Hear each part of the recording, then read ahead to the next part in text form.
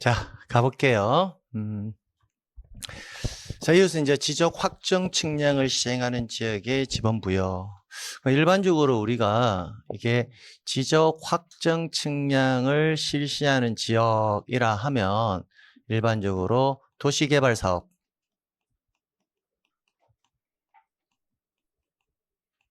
사업이 뭐가 되는 지역이다? 예, 완료되는 지역이라는 것도 하나 정리해 두세요. 그래서 일반적으로 이게 통상 모의고사 같은데 도시개발 사업이 완료되는 지역에 있어서의 지번 부여 이렇게 서술하시는 분들도 계시는데 이제 과거 법조문에서는 도시개발 사업의 완료로 지적 확정 측량을 시행하는 지역 그렇게 과거 법조문이 있었는데 그 법조문이 요 표현이 삭제되었거든요. 근데 삭제되었는데도 불구하고 이제 아직까지 쓰고 있는 분들도 계세요. 근데 틀린 표현은 아니에요. 왜냐하면 도시개발 사업 등이 완료되는 지역에서 행하는 측량이 지적 확정 측량이거든요. 그럼 이 지역에 이제 지번을 기존에 있던 지번 다 없애버리고 다시 새롭게 지번을 부여할 건데 근데 그때 어떻게 하느냐? 원칙적으로는 어떻게 해라? 종전 지번 중에서 본번으로 부여한다는 겁니다. 자, 그런데 그럼 이 종전 지번 중에서 본번으로 부여할 때 이 본번에 하자와 흠결이 있는 지번이 있을 수 있거든요. 그럼 그 지번은 부여해서는 안 된다고요. 그래서 그 하자와 흠결이 있는 지번이 1번과 2번이 하자와 흠결이 있는 지번이에요. 1번 지문을 보면 지적 확정 측량을 실시한 지역의 종전 지번과 지적 확정 측량을 실시한 지역 밖에 있는 본번이 같은 지번이 있을 때 이 지번은 하자와 흠결이 있으므로 부여해서는 안 되고 지적 확정 측량을 실시한 지역의 경계에 걸쳐 있는 지번도 부여해서는 안 된다고요. 그럼 암기할 때 통합해서 하나로 암기하려면 이렇게 암기하셔야 돼요. 원래는 지적 확정 측량을 시행하는 지역에 있어서 지번을 부여할 경우에 있어서는 안과 밖에 같은 지번과 경계에 걸쳐 있는 지번을 뭐하고 제외하고 종전 지번 중에서 본번으로 부여한다. 이렇게 암기하는 게 법조문은 되어 있지만 우리는 그렇게 암기하지 말고요. 그냥 종전 지번 중에서 뭐로 부여한다? 본번으로 부여한다. 이렇게 해놓고 하자와 흠결이 있는 지번들은 제외한다. 이 정도의 느낌이 좋아요.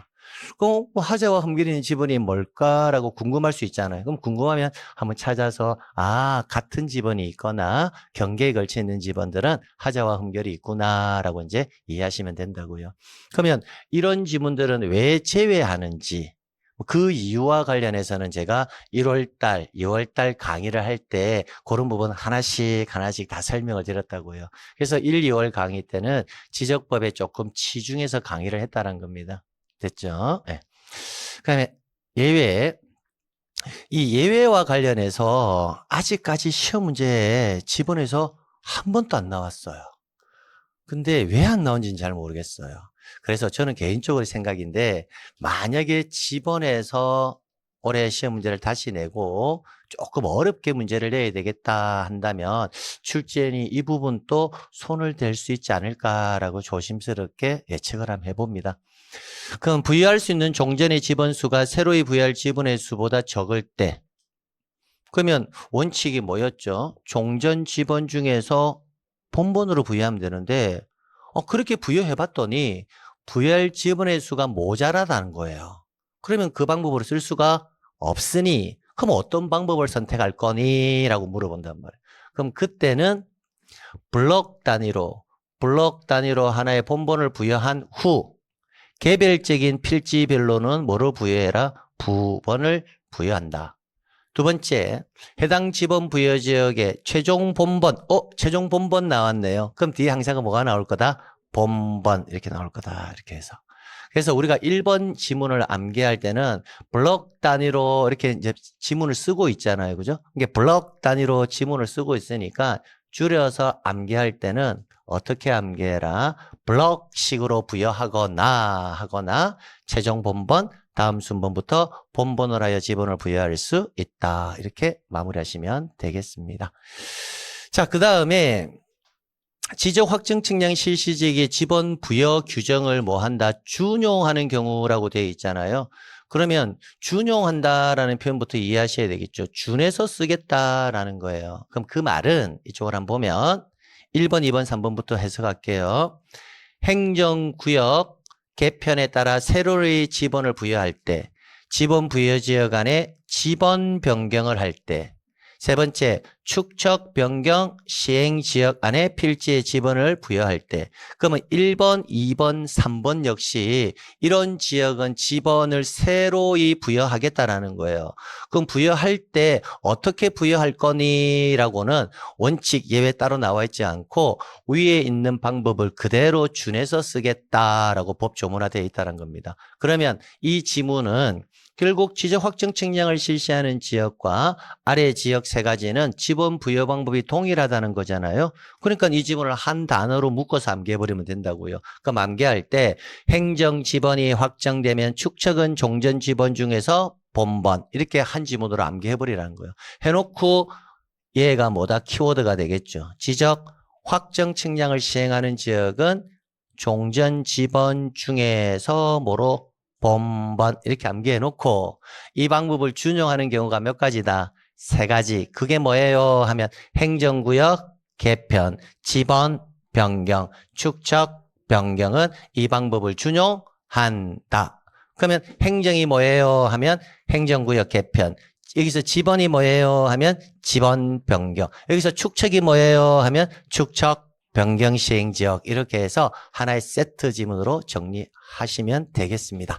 자, 그다음 도시개발 사업 등의 준공전 지번 부여. 도시개발 사업 등이 준공되기 전에 사업 시행자가 지번 부여를 신청할 때는 미리 지번을 부여할 수 있다. 원래 지번의 부여는 공사가 완료되고 난 이후에 부여하는 게 원칙이에요. 근데 필요한 경우에 있어서는 미리 지번을 부여할 수도 있는데 이 경우 미리 지번을 부여할 때는 사업 등 신고 시 제출한 뭐에 의해서 부여한다? 사업 계획도에 의해서 부여해야 한다는 거. 그럼 과거에 이 지문도 시험 문제 나온 적이 있습니다.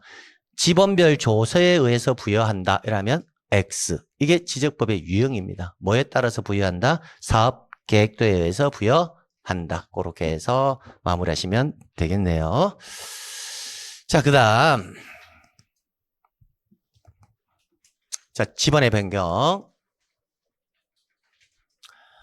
금방 우리 지번 변경은 지적 확정 측량을 시행하는 지역에서 금방 살펴봤잖아요. 그죠? 그러면 지번 변경에서는 3번 지문부터 먼저 확인할게요. 3번 지문을 보면 위와 같은 절차를 거쳐 지적소관청이 지적소관청이 지번 변경을 할 경우 그 지번 부여 방법에 대해서는 금방 지적 확정 측량 실시 지역의 지번 부여 방법에 관한 규정을 준용한다. 이렇게. 그래서 지번 변경과 관련해서 독립적인 문제로 나올 개연성은 그렇게 높진 않지만 나오면 지번 변경에 관한 설명이다 이렇게 나왔을 때 첫 번째 암기해야 될 게 뭐다?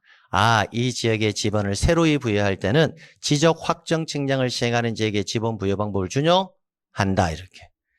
자, 그 다음에 그럼 이제 지번 변경의 개념을 아셔야 되잖아요. 지번 변경이란 지번 부여 지역의 일부 또는 전부의 지번이 순차적으로 부여되어 있지 않되 새로이 정하는 것을 말한다.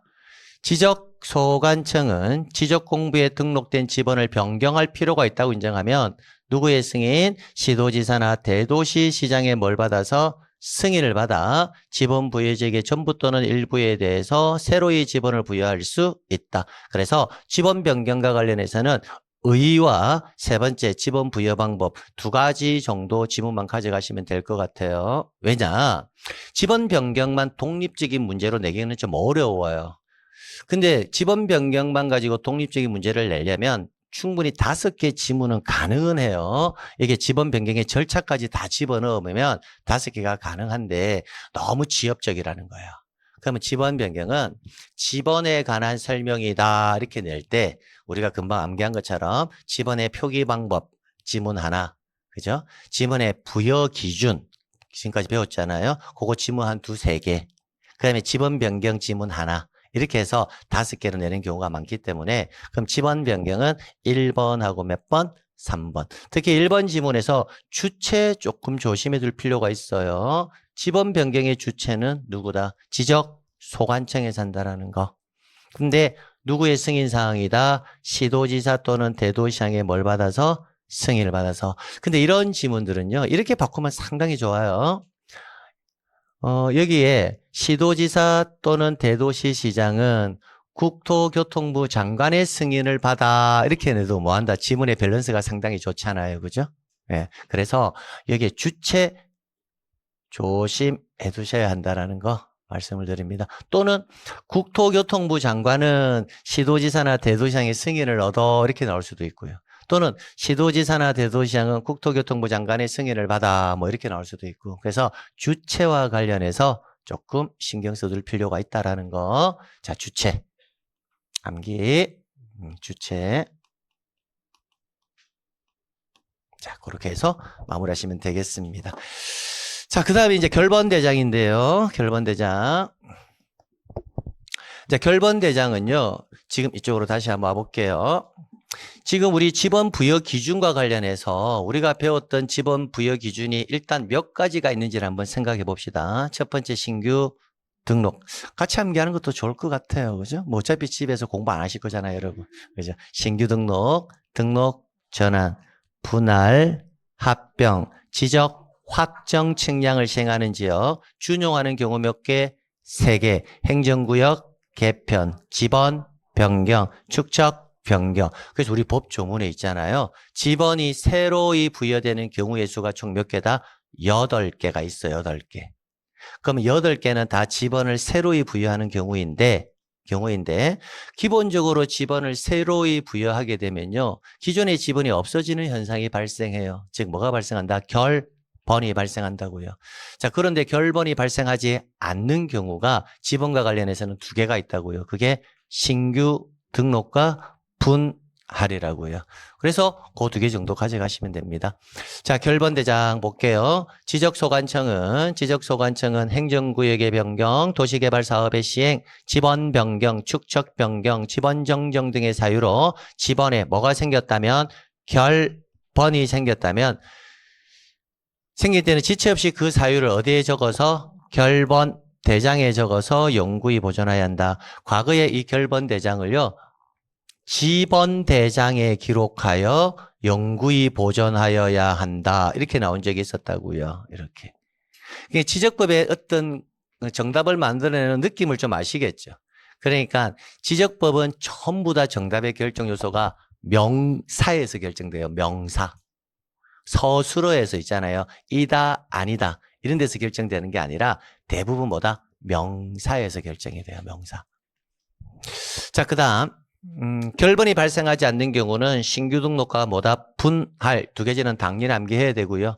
지목 변경은 지번과 아무런 관련이 없는 거예요. 지목만 바꾸니까. 그러니까 당연히 결번이 발생할 수 없죠. 그래서 얘는 지번 부여하고도 아무런 관련이 없어요. 근데 이제 토지이동 사유에 들어가 있으니까 기본적으로 넣어놓은 건데 통상 2가지만 암기하면 됩니다. 신규 등록과 분할은 결번이 발생하지 않는다. 그럼 여기까지 해서 마무리하시면 돼요.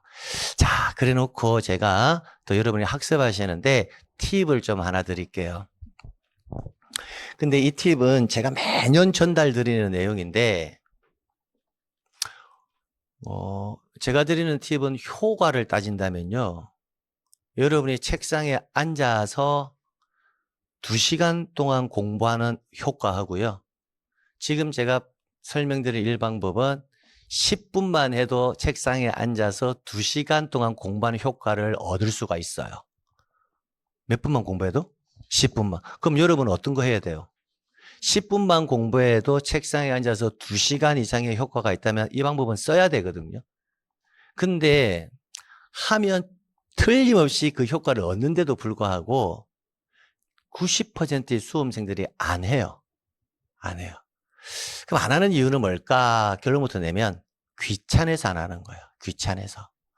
근데 어느 정도의 귀찮음 정도는 그 효과를 만들기 위해서는 꼭 필요하거든요. 근데 대부분 수험생들이 안 하는 게 귀찮음이거든요. 귀찮음. 그래서 그 귀찮음을 조금만 극복하면 내가 책상에서 2시간 이상의 효과가 있다는 거. 10분만 투자해도. 그게 뭐냐면 여러분이 이제 저기 문방구 같은 데 가가지고요. 문방구 같은 데 가서 포스트잇을 사세요. 저는 포스트잇하고 이 회사하고 아무런 관련이 없습니다. 수험생들이 그게 궁금한가 봐요. 제가 포스트잇 사가지고 이렇게 하니까 꼭 포스트잇 장사하는 사람처럼 저 아무 관계가 없는데 그게 궁금한지 나는 잘 이해가 잘 안 가는데 아무튼 그래요. 저는 아무 관계가 없어요. 포스트잇을 살 때 가장 큰 거 있죠. 큰 거. 작은 거 말고 가장 뭐 한다? 큰 거. 큰 거를 사가지고 지금부터 제가 이렇게 적어주는 거 있잖아요. 그걸 제가 아까 노트에다 적으라 했죠. 노트에는 적는 이유는 기록을 남겨놔야지만 나중에 일괄적으로 한번 볼 수가 있으니까. 어차피 우리 핵심 요약집에 있는 거 제가 당겨서 하고 있잖아요. 그러면 요트를 남겨놔면 나중에 정리하기가 편하단 말이에요. 그때 뭐가 편하다? 내가 알고 있는 것과 모르는 것을 구별해낼 수가 있다는 거예요. 그런데 그거는 그것대로 하고 포스트잇에다가 요걸 반드시 적으세요. 지금 제가 적은 거하고 똑같이. 그럼 적어가지고 오늘 적을 거잖아요. 그죠? 그러면 그걸 잘 들어야 돼요. 지금 하라는 대로 해야 이게 10분이 2시간의 효과가 발생해요. 근데 포스트잇은 적는데 제가 하라는 것처럼 안 하니만 못해요. 그러니까 제가 하라는 대로 해야 돼요. 그럼 적었죠. 그럼 적으면 적은 걸 대부분 요약지 같은 데 이렇게 붙여두거든요. 이렇게 붙이면 안 돼요. 붙이라고 제가 해준 거 아니거든요. 붙이지 말고 적었으면 항상 적은 그 포스트잇은 제 오른쪽 주머니 안에 있어야 돼요. 항상 주머니 안에 있으면서 오늘 여러분 집에 가시면서 열차를 타든 지하철을 타든 버스를 타든 타고 가시겠죠. 그래서 그거 꺼내서 보라고요. 이렇게. 그러다가 한 3분 정도 보다가 다시 집어넣고 그럼 집에 또 내리면 아파트 타고 엘리베이터 타고 올라가야 되잖아요. 가잖아요. 그럼 적어놓고 또 보고 이렇게 보고 그죠? 항상 집에 옷 갈아입을 거잖아요. 그럼 그 오른쪽에 포스트잇이 항상 이 오른쪽 주머니에 있어야 돼요. 그래놓고 설거지하면서 이렇게 딱 붙여놓고 또 보고 그리고 또 주머니에 넣고 마지막으로 옷 벗어야 되잖아요. 그죠? 주무실 때 옷 벗을 때 다시 한 번 더 보고 끝났죠? 그러면 끝나면 찢어가지고 아침에 내일 학원에 올 거잖아요. 또 올 때 마지막으로 한번 보고 찢어가지고 오면서 저 휴지통에 탁 버려야 돼요. 그걸. 안 버리면 절대 안 돼요. 반드시 뭐 한다? 버려야 돼요. 버려야 돼요. 안 버린다는 마인드를 가지고 있으면 계속 뭐 한다? 모으기만 해요. 모으기만. 그게 대부분 또 독서실 같은 데 보면 이 포스트잇이 막 쫙 붙어 있는 사람들이 있거든요. 먼지가 낄 정도로. 얼마나 그걸 안 봤으면 그걸 계속 모으겠습니까? 그러니까 모으면 절대 안 돼요. 그래서 다시 말씀드리지만 포스트잇 적어서 항상 내 오른쪽 주머니에 왜? 한 번씩 손이 가거든요. 부스럭거리면 보게 돼 있어요. 그럼 보잖아요. 그럼 보면 이렇게 적어놔면 오늘 수업 내용을 듣고 나서 원칙과 예외가 기억이 안 날 수도 있고 날 수도 있잖아요. 그죠? 그러면 핵심 요소는 몇 개가 있다? 5개가 있는데 이 중에서 오늘 수업했던 내용이 이거였는데 이 부분은 아직 내가 정확하게 돼 있지가 않구나. 그러면 생각을 또 해보게 되거든요. 그렇게 하시는 게 낫다고요. 이걸 책상에 앉아서 계속 보면서 비추치면서 쓰면서 하는 것보다 틈틈이. 그러면 공시법만큼은 다른 과목은 제가 모르겠어요. 공시법만큼은 매번 제가 포스트잇을 만들러 할 거예요. 그래서 집에 가서 따로 뭐 한다 공부하지 말고 이동간에만 공부하자고요. 공시법은. 이것만 지켜주세요. 이것만 지켜주시면 3, 4일 과정 끝나면 이제 기출문제 넘어갈 거잖아요. 그럼 그때 가서 제가 또 이렇게 해드릴 거예요. 그러면 또 포인트 작성하고. 그럼 그때는 또 느낌이 또 달라요. 그러다가 막 궁금하거든요. 사람은 그래요. 막 궁금하거든요. 다 알겠는데 이것만 안 되는 거야. 예외가 안 떠오르는 거야. 막 궁금해요. 그러면 찾아보게 돼 있어요. 요약집을. 찾아보면 절대로 안 까먹어져요. 내가 궁금해서 찾아보는 거는 실제로. 그래서 포스트잇 사가지고 제가 적어주는 거 이거는 뭐하라? 꼭 적는다. 적어서 책에 붙여줘서도 안 되고 수첩에 붙여줘서도 안 되고 어떻게 해라? 내 오른쪽 주머니에 항상. 그리고 내일 아침에 다시 학원에 올 때 오면서까지 마지막으로 확인하고 뭐 한다? 반드시 버려라. 제가 다시 한번 한 2주나 3주 후에 이걸 다시 한번 물어볼 거예요. 물어봤을 때 가슴에 손을 얹고 나는 그렇게 했어 라는 사람은 나는 이미 합격에 다가와 있다라고 생각하면 돼요. 근데 안 했어 하면 나는 험난한 길을 가고 있구나라고 생각하시면 됩니다. 인강을 들으시는 분들도 마찬가지입니다. 지금 들으시는 순간 포스트를 작성을 해서 인강을 들으시는 분들은 직장인들도 많을 거잖아요. 그죠? 그분들은 시간을 가장 효과적으로 쓰는 방법이 이 방법이에요. 공식분만큼은 항상 주머니 속에 넣어둬라. 그리고 출근하고 퇴근할 때, 주무실 때, 회사 출근할 때 이렇게 찢어서 버리시면 돼요. 됐죠? 예. 자, 그렇게 해서 마무리합니다. 자, 그 다음 이제 우리가 해야 될 게, 자, 지목이죠. 지목. 화려하잖아요. 그죠?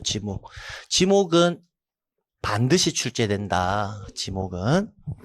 근데 이 지목이 이제 반드시 출제되거든요.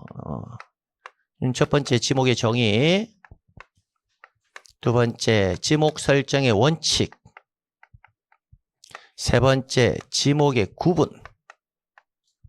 28가지. 네 번째 지목의 표기 방법.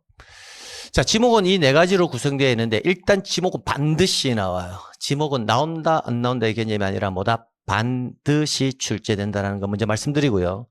지목에서 반드시 출제되면 거의 99%는 지목의 구분 28가지 여기에서 출제가 됩니다. 근데 출제는 가끔씩 있잖아요. 여러분 1년 동안 너무 공부하는데 고생이 많으셨다라고 하면서 표기 이거와 관련해서 내는 경우도 있어요. 그래서 우리의 키워드는 3번하고 몇 번? 4번 이거 두 개 위주로 정의와 원칙은 안 나와요. 근데 원칙과 관련해서는 과거 이제 영속성의 원칙이라든지 그런 것들이 아주 오래전에 호랑이 담배 피던 시절에 나오긴 했지만 모의고사용으로는 나오고 있습니다. 지금 제가 강의하는 어떤 기본들은 모의고사에 초점이 맞춰져 있지 않습니다. 항상 우리는 실제 10월 달에 시험장 가는 기준으로 맞춰져가 있지 모의고사 기준이 아니에요. 모의고사 기준으로 여러분이 수업을 자꾸 강의를 듣게 되면 공부 양만 늘어나요. 양만. 모의고사 기준으로 하면. 그래서 모의고사 기준이 아니라는 거 명심하시고요. 그래서 자꾸 반드시 암기해야 될 기출될 질문만 위주로 공부하는 게 좋다라는 거예요. 그래서 3번하고 4번이에요. 근데 원칙은 모의고사를 난 잘 치고 싶다. 그러면 모의고사용으로는 원칙도 가져가셔야 돼요. 근데 실제 시험에서는 안 나온다. 그래서 3번, 4번. 자, 근데 이 3번 구분을 공부할 때 이제 어떻게 공부해야 되느냐가 중요하거든요. 구분은 반드시 한다? 비교. 특정 어떤 유사 동종 지문을 비교해야 된다라는 거. 비교. 그리고 지목의 구분에서는 출제인이 이런 것도 냅니다. 법정 지목 28가지인 것과 아닌 것을 구별하는 지문도 가끔씩 나오거든요. 우리 지목 28가지 중에서 잠시만요. 우리가 기존에 1, 2월 달 강의를 들었던 분들 기준으로 우리 지목 중에서 비행장 용지가 있을까요? 없어요. 농지 있을까요? 지목의 구분 중에서 농지 없어요. 산업 용지 있을까요? 없어요. 지금까지 나왔던 기출지문입니다. 뭘 전달하고 싶은 거냐면 이런 유형의 문제를 풀기 위해서 대한민국의 지목이 1번에 전, 2번에 답, 3번에 과수원, 4번에 목장용지, 5번 임약, 6번 광천지 이렇게 해가지고 지목 하나하나를 첫 글자로 해서 전답, 과목, 임광 이렇게 암기할 필요가 없다라는 거예요. 그게 마치 대단한 것이냐 이렇게 하는 게 있는데 아무 의미가 없어요. 왜냐하면 지목의 구분은 지목을 비교하다 보면 28가지가 한다? 굳이 첫 글자를 따서 암기를 안 해도 지목의 종류 28가지는 자연스럽게 암기가 돼요. 그래서 시험 지문에서 농지가 법정 지목에 속하느냐 안 속하느냐, 비행장 용지가 법정 지목에 속하냐고 물어보면 다 알게 돼요. 자연스럽게. 그래서 그런 것들을 지목 28가지 종류 암기한다고 첫 글자를 따서 암기하는 것은 진짜 에너지 낭비란 말이에요. 근데 처음 공부할 때는 왠지 그런 걸 해야 될 것 같은 느낌이 들어요. 처음 할 때는. 근데 나중을 생각해 보면 그냥 있어도 알게 되는 것들이에요. 그래서 그런 것들은 에너지 낭비하지 말자고요. 그러면 지목 구분할 때 비교해서 정리하는 거 그거만 계속 정리하시면 돼요. 그럼 두 번째, 지목의 표기 방법.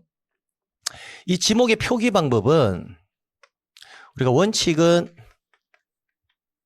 정식 명칭으로 표기를 해요. 근데 예외적으로 부호로 표기하거든요. 부호. 그럼 부호로 표기할 때 원칙이 이 정식 명칭의 첫 글자예요. 첫 글자. 근데 예외적으로 두 번째 글자를 쓰는 경우도 있거든요. 두 번째 글자. 이 두 번째 글자로 쓰는 거, 이것을 반드시 메모해 놓고 풀어야 돼요. 시험장에서. 제가 이걸 꼭 메모하라는 이유가 있어요. 이걸 시험에 나왔을 때 대부분 수험생들이 실수를 하지 않아야 되는데 10명 중에 1명은 반드시 실수를 해요. 10명 중에 1명은. 그래서 이유야 묻지 말고 두 번째 글자로 쓰는 게 뭐가 있냐면 주차장, 뭐다? 공장, 용지, 하천, 뭐다? 유원지. 그럼 주차장은 차, 공장 용지는 장, 하천은 천, 유원지는 원. 이렇게 해서 요 네 가지는 꼭 적어 놓고 쓰라는 거. 그 나머지는 다 정식 명칭에 몇 번째 글자 쓴다? 첫 글자 쓴다라는 거. 그렇게 해서 마무리하시면 됩니다. 자, 이렇게. 자, 근데 지목이 등록이 될 때는 정식 명칭으로 등록할 때는 대장에 등록할 때는 정식 명칭으로 등록을 하고요. 그 다음에 도면에 등록할 때는 부호로 표기해서 등록을 해요. 그래서 그거는 등록상에서 정리하도록 하고 여기서의 키워드는 뭐다? 여기에 두 번째 글자로 쓰는 거 반드시 메모해서 시험장에서 문제 푸신다는 거 꼭 기억하셔야 됩니다. 그래서 제가 앞으로 이제 메모 이렇게 자주 써드릴 거예요. 하면 시험장에서 충분히 풀 수 있는데도 불구하고 수험생들이 잘 틀리는 거. 그거는 메모. 그 실수로만 줄이면 되거든요. 자, 그래서 우리는 바로 이쪽으로 오는 거예요. 오는 거예요. 자, 지목의 정의 크게 의미 없어요. 지목은 토지의 뭐에 따라서 주된 용도에 따라서 그 종류를 구분하여 지적공부에 등록한 것이고요. 지목의 설정 기준. 지목의 설정 기준은 제가 금방 언급드렸다시피 모의고사용입니다. 1필1목의 원칙, 하나의 필지에 하나의 지목이 부여된다. 하나의 필지에 몇 개의 지목? 하나의 지목. 주지목 추정의 원칙, 1필지가 둘 이상의 용도로 활용될 경우에 그러면 금방 우리는 지목은 용도에 따라서 결정한다 했잖아요. 근데 하나의 필지에 용도가 두 개가 있다면 지목을 두 개 결정할 수가 없으니 몇 개 결정해야 한다? 하나 지목은. 그럼 그때는 뭐에 따라서 주된 용도에 따라서 지목을 결정한다라는 겁니다. 그다음에 영속성의 원칙은 영속적이다라는 표현만 기억하시면 돼요. 영속적이다라는 느낌은 뭐예요? 계속적이라는 거잖아요. 그럼 반대말은 일시적이라는 거거든요. 그래서 일시적 또는 임시적 용도에 사용될 경우에는 지목을 변경해라 하지 마라. 그럼 지목은 어떻게 그 용도가 지속적으로 계속 어떤 용도로 사용될 것이냐에 따라서 결정을 해야 되는 것이지 일시적 목적에 의해서는 지목을 바꿔서는 안 된다는 거예요. 그걸 달리 말하면 일시 변경 불변의 원칙이다라는 표현도 쓰고 있습니다. 그다음에 사용 목적 추정의 원칙 뭐 크게 의미 없습니다. 그 토지가 어떤 목적으로 쓰여질 거냐에 따라서 지목을 결정하라라는 의미예요. 택지조성공사가 준공되었다. 택지조성공사가 준공된 토지라면 어떤 토지일까요? 집 짓는 토지겠죠. 뭐. 그럼 지목은 뭐로 결정해라? 뭐 이 정도의 느낌입니다. 그래서 모의고사용으로는 가끔씩 나오지만 실제 시험에 나올 가능성은 거의 뭐다? 제로에 가깝다. 그렇게. 자, 그 다음 지목의 구분. 여기서부터 시험 지문이라고. 여기서부터. 자, 지목을 구분을 보면서 여러분하고 저하고 이제 비교할 거는 비교하고 키워드 잡을 거는 키워드 잡고 그렇게 가는 거예요. 일단 전하고 답을 보면 물을 상시적으로 이용하지 않고 아래는 물을 상시적으로 직접 이용하여 그럼 키워드 전하고 답을 구분할 때는 물을 기준으로 하면 되겠다 그죠? 물을 상시적으로 이용하지 않는다면 뭐다? 전. 물을 상시적으로 이용한다면 답. 이렇게 암기하는 거예요. 그래서 지금 제가 읽어 나갈 때 계속 속으로 중얼중얼 그리세요.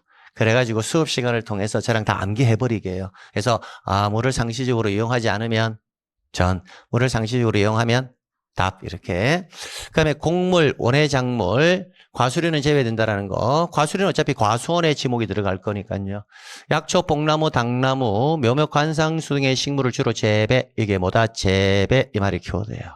재배하는 토지와 식용으로 죽순을 재배하는 토지.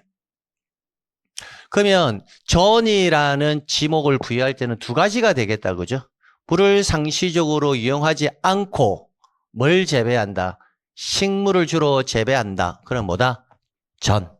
근데 물을 상시로 직접 이용해서 식물을 뭐 하고 있다? 재배한다. 그러면 뭐다?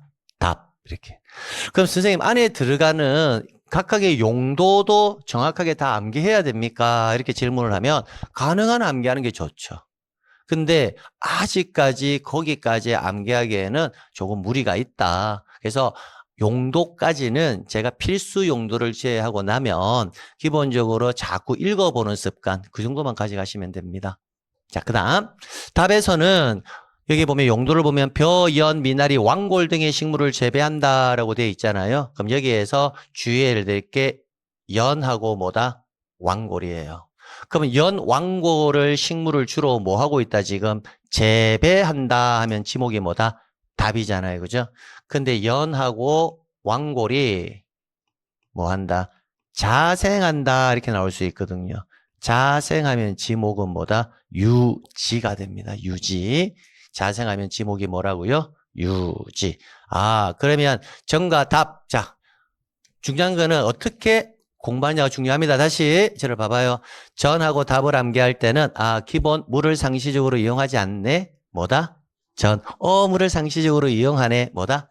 답. 이렇게 구분해 놓고 그 다음에 답에서는 용도 중에서 연하고 왕골을 재배하면 뭐다? 답인데 연, 왕골이 자생하면 뭐다? 유지. 이제 이렇게 해서 내용도 들여다보고 그럼 지목 종류 자연스럽게 전, 답, 유지 세 가지는 자연스럽게 암기되잖아요. 이렇게 계속 비교해서 가는 거예요. 그 다음 과수원. 과수원은요 암기할 필요가 없어요. 왜 과수원 암기할 필요가 없느냐? 이거 읽으면 그냥 과수원인 줄 알아요. 사과, 배, 밤, 호두, 귤나무, 과수류를 집단적으로 재배한다. 이거 과수원인지 모르는 사람 없잖아요. 그죠? 근데 주의해야 될 게 뭐다? 이거예요. 다만 주거용 건축물의 부지는 뭐다? 대. 요거는 암기해놔야 돼요. 주거용 건축물의 부지는 뭐다? 대. 이렇게. 그때 주거용 건축물의 부지는 대로 한다. 이때 암기할 때 과수원, 목장용지, 묘지 요거 세 가지는 암기해놔야 돼요. 선생님 저게 뭐죠? 그럼 저거와 관련해서 조금 보충 설명을 좀 할게요. 제가 이쪽에서 보충 설명을 좀 할게요. 우리가 지목의 종류를 28가지를 구분할 때는 기본적으로 주지목, 달리 말하면 주용도 추정의 원칙이라는 개념이 아주 중요합니다. 그래서 지금부터 이 개념을 설명드릴 테니까 이 개념은 물론 1, 2월 달에 했지만 이 개념은 너무 중요한 개념이에요. 이 구분을 공부하는 데 있어서. 그래서 이 구분 공부하는 데 있어서 너무 중요한 개념이니까 한번 볼게요. 자, 하나의 필지가 이게 하나의 필지예요. 1필지. 그럼 1필지에 서로 다른 용도의 토지가 만약에 있다면 가령 이 토지 안에 흰색으로 사용되는 용도가 있고 이렇게 노란색으로 사용되는 이런 용도가 있다면 하나의 필지에는 반드시 지목은 몇 개여야 한다? 하나여야 되거든요. 두 개의 지목을 결정할 수가 없어요. 그럼 이때는 지목을 결정할 때는 얘는 지목을 주지 않고 얘들 전부 다 지목은 뭐다? 흰색으로 결정하겠다라는 게 주용도에 종된 용도는 따라가서 결정되어라 라는 표현이 주용도 또는 주지목, 추종의 원칙이다 라는 표현을 쓰는 거예요. 그럼 달리 말하면 1필지 내에 서로 다른 용도의 토지가 있으면 종된 용도는 주된 용도에 따라가서 결정돼야 되지 별도로 종된 용도는 지목을 준다 안 준다? 안 준다라는 거예요. 그럼 결론 봐봐요. 우리가 설문 안에서 어떤 주된 용도 안에 나오면 뒤에 지문은요 읽어볼 필요가 없이 그 애들은 다 뭐다? 주된 지목으로 지목이 결정되는 거예요. 이해가시겠습니까? 그러니까 어떤 토지 내에 어떤 토지 안에 이 말 나오면 뒤에는 읽어볼 필요도 없이 주된 용도로 지목을 결정하면 돼요. 가령 종교시설 부지 내에 이렇게 나오면 일단 그 뒤에 뭐가 나올 거거든요. 나오면 그 애는 지목을 준다 안 준다? 안 준다. 왜? 어디에 있으니까? 종교시설물 뭐다? 내에 있으니까. 그럼 내에 있으면 지목은 그냥 뭐다? 종교용지. 이걸로 끝나는 거예요. 공장시설물 부지 내에 또는 공장시설물 부지 안에 이렇게 나오면 뒤에 읽어볼 필요도 없이 뭐다? 공장용지인 거예요. 그 안에 있으니까. 별도로 지목을 주지 않는다라는 거예요. 그런데 유일하게 주된 용도 안에 종된 용도가 들어가 있을 때 그 종된 용도를 별도의 필지로 구분해서 따로 지목을 주는 경우가 딱 3가지가 있다라는 거예요. 즉 여기가 과수류를 집단적으로 재배하는 토지라고요. 과수류. 그럼 과수류를 집단적으로 재배하는 토지라면 이 지목은 뭐라 하면 돼요? 과수원으로 결정하면 되잖아요. 그죠? 근데 여기에 이만큼이 있잖아요. 이만큼이 주거용 또는 사무실 등의 건축물을 짓기 위한 부지로 쓰고 있더라는 거예요. 쓰고 있으면 이 주거용 사무실 등의 건축물이 독립적으로 있었다면 지목은 뭐로 결정하면 된다? 대로 결정하는 거예요. 근데 어떤 용도 안에 들어가 있어요? 주된 용도 안에 있잖아요. 있으면 원래 원칙대로 하면 별도의 지목을 준다 안 준다? 안 주고 뭐로 하는 게 맞다? 과수원으로 하는 게 맞단 말이에요. 이게 원칙이란 말이에요. 이 원칙에 위배되는 경우가 어디에 안에 들어와 있을 때? 과수원, 그 다음 목장용지, 그 다음 묘지, 과수원, 목장용지, 묘지 안에 주거용 건축물이 있다면 이때는 주지목 추정의 원칙을 적용하지 않고 얘네는 별도로 지목을 뭐로 주겠다? 대로 줘서 별개의 필지로 나눠야 된다라는 의미예요. 안에 들어가 있어도. 그러면 원칙대로 한다면 가령 봐봐요. 통도사 아시나요? 통도사 모르나요? 해인사 아시나요? 송광사 아시나요? 아, 그렇죠. 예. 모르시면 지금 알면 되죠. 그죠? 대한민국의 3대 사찰, 삼보 사찰이잖아요. 그죠? 사찰 안에 스님들 자야 돼요? 안 자야 돼요? 자기 위해서 주거용 사무실에 건축물이 있을 수 있잖아요. 그러면 종교시설 내에 있으니까 별도로 지목을 대로 주는 것이 아니라 다 뭐다? 종교용지라고요. 학교 시설물 부지 안에 교사 선생님들 자야 되잖아요.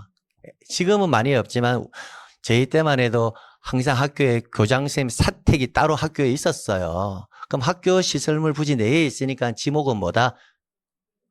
대라고요? 아니라고요? 뭐다? 학교 용지라고요. 항상 주된 용도 안에. 그런데 과수원이나 목장용지, 묘지 안에 있는 주거용 건축물의 부지는 주된 용도로 지목을 결정하는 것이 아니라 별개의 필지를 만들어서 안에 있어도 별개의 필지로 만들어서 뭐로 결정해라? 대. 그래서 달리 말하면 주지목 추정의 원칙에 예외가 된단 말이에요. 그래서 이것 3가지는 암기해놔야 돼요. 그러면 이거 3가지를 제외하고 나면 주된 용도 안에 있는 애들은 별도의 지목이 있다 없다? 없다. 이게 원칙이라. 그래서 이거 3가지만 제외하고 나면 주된 용도 안에 나오면 뒤에는 읽어볼 필요도 없이 별도의 지목을 주지 않는다. 이렇게 생각하면 된다라는 거예요. 그러면 지목의 구분해서 암기 분량을 많이 줄일 수가 있다라는 겁니다. 가볼게요. 목장용지 볼게요. 보세요. 목장용지도 마찬가지잖아요. 다만 주거용 건축물의 부지는 뭐로 한다? 대로 한다. 그럼 이런 지문이 몇 개가 있다? 3개가 있단 말이에요. 과수원 내에, 목장용지 내에, 어디 내에? 묘지 내에 있을 때는 지목은 별도로 뭐로 줘라? 대. 나머지는 다 주 용도에 따라서 결정한다. 이렇게. 됐어요? 그럼 이제 목장용지는요. 축산업 및 낙농을 하기 위해서 초지. 여러분 목장용지 떠올리면 저기 대관령 거기에 양떼들 막 그 느낌 있죠? 양떼들 풀 떴죠? 그 풀 키우는 거. 철조성한 토지. 그다음에 가축을 사기 위한 축사. 그래서 초지와 축사 이거 보면서 목장용지는 충분히 떠올릴 수가 있고요. 그래서 목장용지의 키워드는 뭐다? 주거용 건축물의 부지는 뭐로 가자? 네, 그겁니다. 자, 임야. 자, 임야는 용도를 반드시 암기해야 돼. 임야는 뭐해라? 용도를 반드시 암기해야 한다. 임야. 제가 용도를, 지금 별표 체크하는 것은 용도를 반드시 암기해야 될 거. 용도를. 자, 보면, 산림 및 원화를 이루고 있는 수림지, 중림지, 암석지, 자갈땅, 모래땅, 습지, 황무지. 이런 애들은 지목이 다 뭐다? 임야. 근데 이거 첫 글자 따서 수죽, 암자, 뭐 이렇게 하지 말고, 이 지문은 어떻게 암기하는 게 좋냐면,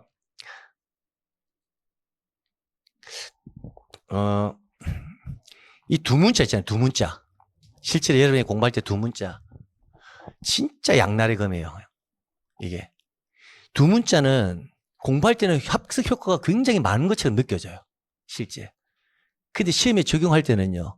암기한 걸 또 풀어내야 되거든요. 풀어내는 시간 또 걸리고 그게 풀어지지 않으면 또 문제가 풀리지 않게 되죠. 사실은 두 문자로 암기하는 방법은 공부를 2번, 3번 해야 되는 거예요. 실제로. 근데 두 문자로 암기하게 되면 대부분 뭔가를 떠올리게 하는 모티브를 만들기 위해서 하는 거거든요. 그래서 두 문자 암기법은 그 모티브를 기억하기 위해서 하는 건데 그 내용을 대부분 수험생들이 안 봐요. 왜? 두 문자만 공부하면 이미 문제를 맞출 수 있는 것이라고 오해하기 때문에. 그래서 달리 말하면 내용을 바로 암기할 걸 우리는 두 문자도 암기하고 내용도 암기하는 사실 2번 써먹게 돼요. 그래서 두 문자는 어떻게 보면 좋을 수도 있지만 나쁠 수도 있고 나쁠 수도 있지만 좋을 수도 있고 근데 잘 활용하면 좋아요. 그래서 두 문자로 공부하시는 분들은 기본적으로 어떤 과목을 하시면 그 두 문자가 가지는 의미를 반드시 뭐한다? 자기 체크를 해야 돼요. 그래야 그게 효과를 발할 수가 있습니다. 효과. 그래서 저는 두 문자를 가능하면 많이 안 쓰려고 해요. 가능하면. 그래서 이런 것도 마찬가지예요. 이걸 수죽, 암자라면 수림지, 죽, 중림지 이렇게 해야 되거든요. 그렇게 하지 말고 이거는 리듬감 있게 여러분 저랑 5번만 읽으면 입에 붙어요. 그래서 5번 저랑 같이 읽읍시다. 도와주실래요? 네, 시작. 수림지, 중림지, 암석지, 자갈땅, 모래땅, 습지, 황무지. 한 번 더. 수림지, 중림지, 암석지, 자갈땅, 모래땅, 습지, 황무지. 한 번 더. 수림지, 중림지, 암석지, 자갈땅, 모래땅, 습지, 황무지. 한 번 더. 수림지, 중림지, 암석지, 자갈땅, 모래땅, 습지, 황무지. 이걸 자주 안 읽어서 입에 잘 안 붙죠. 근데 그냥 운율에 맡기면서 이 지문은 내가 매일 공부하는 건 아니라 볼 때마다 그냥 수림지, 중림지, 암석지, 자갈땅, 모래땅, 습지, 황무지 자꾸 흥얼거리듯이 자주 읽는 게 좋아요. 왜냐하면 얘네들은 잡종지에 이 용도가 하나 싹 들어가면 굉장히 잘 어울려요. 우리 잡종지에 가면 갈대밭이라고 있거든요. 갈대밭 옆에 있잖아요. 수림지 딱 들어가거나 모래땅 이런 거 하나 딱 들어가면요. 용도가 너무 잘 융화가 되는 애들이에요. 그래서 임야의 용도는 반드시 암기하는 게 좋다. 그래서 출제원이 만약에 지금 지목이 상당히 난이도가 높아지고 있는 추세거든요. 제가 만약에 출전에 들어간다면 다음 아래 보기 사항 중 잡종지에 해당하는 용도를 고르세요. 이렇게 낼 거예요. 그러면 그 용도에 저는 뭘 집어넣을 거냐? 여기에 있는 거 수림지하고 뭐다? 모래땅 이런 거 하나 2개 딱 집어넣을 거예요. 최고 난이도의 문제라는 거죠. 최고 난이도의 문제.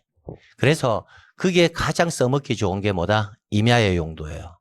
그런 의미에서 2번만 한 번 더 저랑 같이 할게요. 시작. 수림지, 중림지, 암석지, 자갈땅, 모래땅, 습지. 조금 빠르게. 시작. 수림지, 중림지, 암석지, 자갈땅, 모래땅, 습지, 황무지. 눈 한번 감아보세요. 시작. 수림지, 중림지, 암석지, 자갈땅, 모래땅, 습지, 황무지. 봐, 눈 떠보세요. 되잖아요.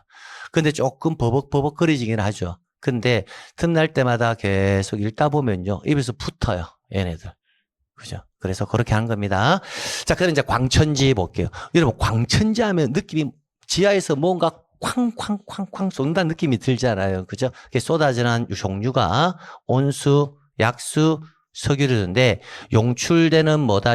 용출구와 그 유지에 사용되는 부지는 뭐로 본다? 광천지. 다만 온수, 약수, 석유류 등을 일정한 장소로 온수, 약수, 석유류 등을 일정한 장소로 뭐하는 운송하는 송수관, 송유관 및 저장시설의 부지는 제외한다. 그러면 여기서 뭐 제외한다 이렇게 돼 있잖아요. 그럼 제외한다면 잘 들어야 돼요. 이거 온수, 약수, 수유 등을 일정한 장소로 운송하는 송수관, 송유관 및 저장시설의 부지는 뭐한다? 제외한다라고 되어 있잖아요. 그럼 이거는 광천지로 보지 않는다라는 말이거든요. 자, 그러면 자, 저기서 선생님 그럼 광천지로 보지 않으면 그럼 쟤는 지목이 뭐예요? 이제 이렇게 물어본단 말이야. 그럼 이 지목을 잡종지다라고 설명하시는 분도 계셔. 물론 얘네들을 하는 송유관 이런 것들은 실제 송유시설로서 잡종지에 보면 송유시설이라고 되어 있거든요. 그럼 송유시설은 잡종지에 해당한다 하기 때문에 얘네들은 광천지가 아니라 송유관, 운송하는 송유관이기 때문에 아 잡종지에 넣자 해가지고 잡종지다 이렇게 말하는 사람도 있어요. 근데 사실은 명확하게 이걸 잡종지다라는 그 말은 조금은 무리가 있어요. 조금은. 그래서 시험 문제는 저게 뭐야? 이렇게 안 물어봐. 왜냐하면 쟤네들이 지하에 매설되어 있을 수도 있거든. 지하에 만약에 우리가 송유관, 송수관들이 다 지하에 매설되어 있잖아. 그죠? 송유시설은 위에 있을 수가 있어. 근데 송유관은 지하에 있을 수도 있거든. 물론 육상에 있을 수도 있지. 근데 지하에 있을 때는 지목 자체를 부여하지 않거든요. 그렇기 때문에 딱히 저게 잡종지다라고 표현을 짚어가기는 어려워요. 그러면 선생님, 그러면 온수, 약수, 수류 등이 용출되는 용출구까지는 광천지고 온수, 약수, 수류 등을 일정한 장소로 운송하는 것은 광천지가 아니라는 거죠. 네. 아니면 뭔데요?까지는 하는 거 아니라고. 궁금해서는 안 된다고. 특정 지을 수 있는 것도 있지만 특정 지을 수 없는 게 대부분이라고. 무슨 말인지 아시겠죠? 그래서 법 조문을 그렇게 만들어 놓은 거예요. 그러니까 이런 지문이 나왔을 때는 아 온수, 약수, 석유류 등이 용출되면 뭐다? 광천지. 온수, 약수, 석유류 등 운송하면 광천지가 아니다로 끝내야지. 그럼 아니면 선생님 이거는 지목은 뭘로 결정해야 되나요? 이렇게 말하면 답할 수가 없다. 근데 일반적으로는 잡종지라고 분류하시는 분도 계시다. 근데 이거는 잡종지일 수도 있고 아닐 수도 있다라는 거예요. 그렇기 때문에 절대로 시험 문제 나올 수가 없다라는 거예요. 그럼 이거는 광천지가 아니고 뭐예요? 이렇게 절대로 물어볼 수가 없다라는 거예요. 없다라는 거예요. 그래서 제가 뭘 준다는지 아시겠죠? 안 따져주세요, 빨리. 그래서 제외한다 나오면 그건 뭔데요? 그런 거는 질문 사항이 아니라는 거예요. 그냥 광천지가 아니다 해서 끝나는 거예요, 그냥. 됐습니다. 그 다음. 엽전. 자, 여기서 간단하게 다시 한 번만 확인하고 갈게요.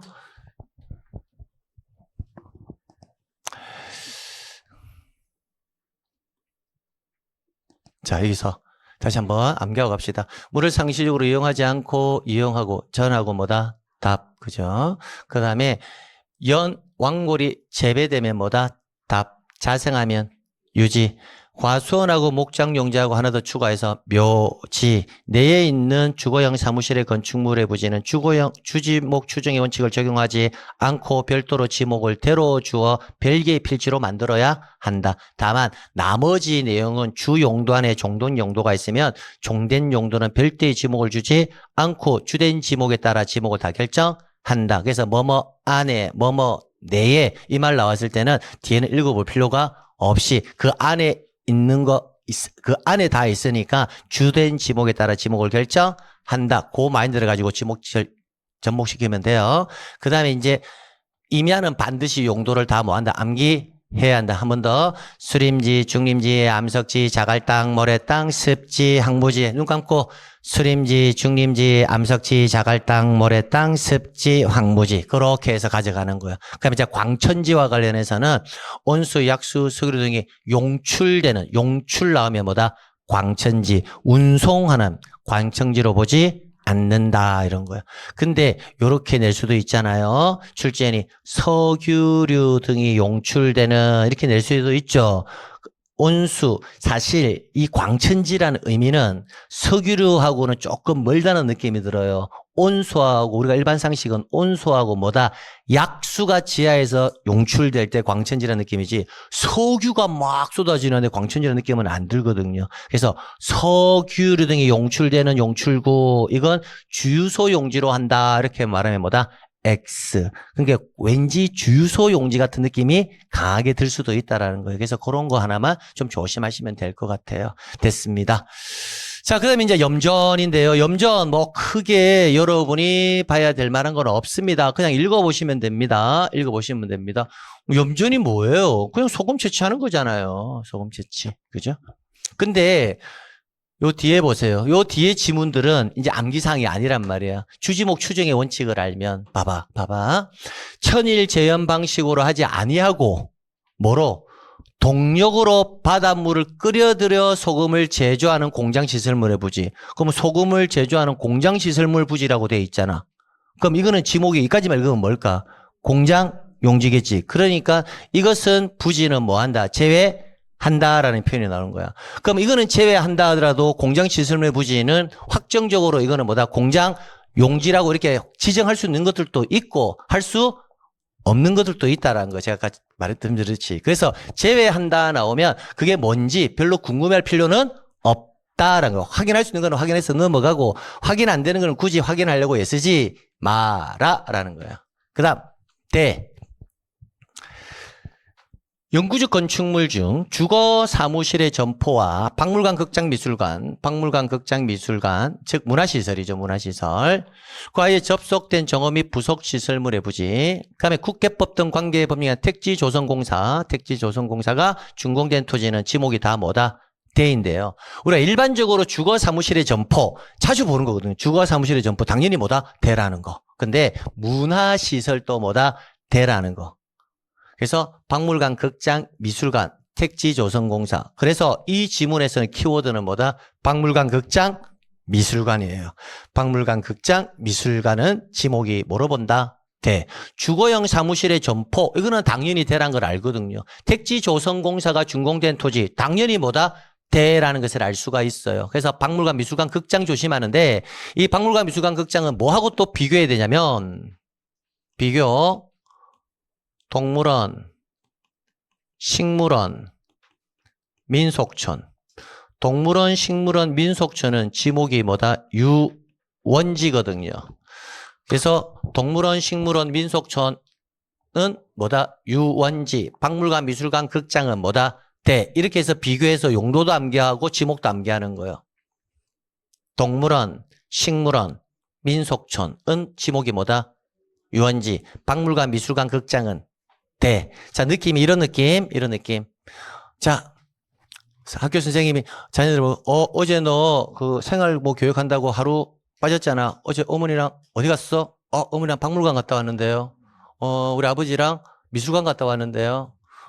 어제 여가 생활 한다고 우리 아버지랑 극장에 갔다 왔는데요. 이런 느낌하고 어제 부모님이랑 동물원 갔다 왔는데요. 어제 부모님이랑 식물원 갔다 왔는데요. 어제 부모님이랑 민속촌 갔다 왔는데요. 이 느낌과 이 느낌의 좀 퀄리티 있잖아요. 좀 퀄리티가 앞에 게 조금 고급져 보여요. 뒤에 게 고급져 보여요. 앞에 거. 그래서 고급져 보이는 거는 대. 조금 떨어진다. 느낌이 뭐다? 유원지. 근데 여기에서 이제 걸리는 게 박물관, 미술관까지는 잘 들어오는데 이 극장이라고요. 극장. 이 극장은 꼭 여가 활용, 여가 생활 같은 느낌이 강하게 들거든요. 그래서 극장이 유원지로 들어가게 되면 아주 자연스럽게 잘 어울려요, 실제. 그래서 조심할 필요가 있습니다. 왜냐하면 여가 생활 활용을 위해서 쓰는 게 유원지거든요. 근데 박물관과 미술관은 꼭 여가 활동이라는 표현은 느낌이 잘 안 들어요. 근데 극장은 친구들하고 야, 우리 간만에 여가 생활하면서 극장 한번 갈까? 이런 표현 쓰잖아. 그래서 요 세 가지하고 이 세 가지 좀 구분해 두시라는 거예요. 박물관, 미술관, 극장, 뭐다? 문화시설은 뭐다? 대. 동물원, 식물원, 민속촌은 뭐다? 유원지. 그러면 이게 왜 구분이 되느냐? 요렇게 구분하면 잘 되는데 요거 세 개 중에서 하나 쏙 집어넣어 버리면 잘 안 보인다고. 그래서 구분하라는 거예요. 박물관, 미술관, 극장, 민속촌 등 문화시설과 이렇게 나오면 안 보인다라는 거예요. 또는 동물원, 식물원, 민속촌, 극장 등 이렇게 나오면 뭐 한다? 잘 안 보인다고요. 그래서 세 개 반드시 비교해라는 겁니다. 한 번만 더. 박물관, 미술관, 극장, 뭐다? 대, 동물원, 식물원, 민속촌, 유원지, 그렇게 딱 구별해 놓으시라고요. 자, 됐고요. 그다음에 공장용지. 공장용지는 이거 그대로 본 거예요. 공장시설물. 공장부지. 이렇게. 자, 그러면 공장시설물, 공장부지는 지목이 뭘까요? 당연히 뭐다? 공장용지인 건 아시겠죠? 근데 이제 이런 지문들을 시험 문제 잘 내거든요. 3번 지문을. 그럼 3번 지문을 보세요. 공장시설물의 부지. 사철을 봐야지. 그럼 문제 푸는 방법을 알지. 공장시설물의 부지 및 공장 부지의 토지와 같은 구역에 있는, 그럼 뒤에 지문은 뭔 말인지는 모르겠지만 어디에 있다라는 거예요. 공장 시설물 부지와 같은 구역에 있으니까 안에 있다는 의미 맞습니까? 그렇다면 그 뒤에 지문을 읽어볼 필요도 없이 지목이 뭐다? 공장용지라고요. 읽어볼 필요도 없이. 그러니까 뒤에 읽어서는 안 된다라는 거예요. 읽으면 딱 쏘가 넘어야 좋다고요. 그러니까 주된 용도 안에 있다면 뒤에 읽어볼 필요도 없이 읽지 말고, 같은 구역에 있댔으니까 뒤에 읽지 말고 뒤에는 무조건 뭐다? 공장용지. 그걸로 끝내야지. 자꾸 뒤에 읽어 들어가면 헷갈린단 말이에요. 그래서 의료시설 등의 부지도 지목은 뭐다? 공장용지라고요.